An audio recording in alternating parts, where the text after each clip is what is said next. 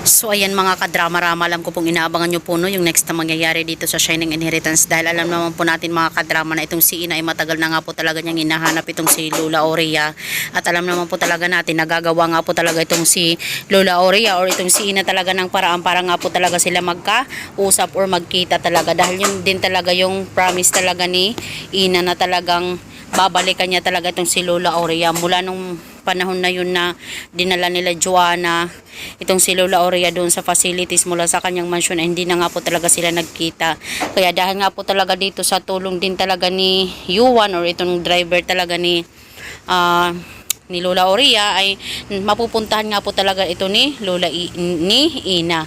Kaya itong si Lola Aurea talaga sasabihin niya dito kay Ina na tulungan mo ako dito Ina, isama mo na ako dahil sinasaktan nila ako dito, kung ano yung mga ginagawa nila sa akin, pinapainom nila ako ng ng gamot pampabaliw sa akin. Kaya talagang humihingi talaga ng saklolo itong si Lola Aurea dito kay Ina. Dahil nga po talaga dito ay magpupuntahan nga po talaga ni Ina itong si Lola Aurea, at hoping nga po talaga ay maitakas nga po talaga ni Ina itong si Lola Aurea na wala na po talagang magagawa yung nurse na ito, diba? Alam naman po natin mga kadrama, hoping mangyari po yun. Kasi kung hindi man po talaga mangyari yun, sobrang kawawa po talaga ni Lola Aurea doon.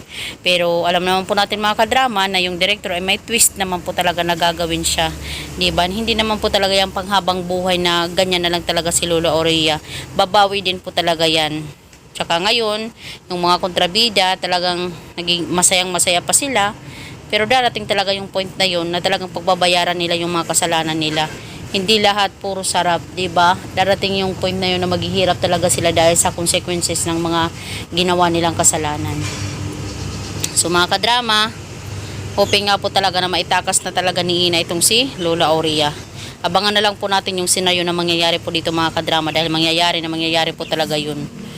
So maraming salamat again sa palagi niyong panonood. Maraming salamat sa palaging pag-support po ng aking channel mga kadrama. And malaking tulong po talaga yan mga kadrama, kayo sa aking channel kung alam nyo lang. So yun lang po mga kadrama, abang-abang po tayo sa senaryo na mangyayari po dito. Dahil mangyayari talaga yung mangyayari, dapat mangyari.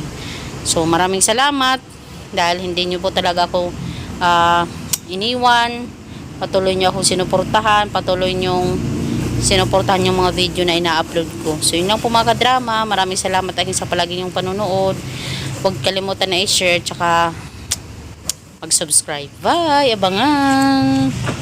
Thank you!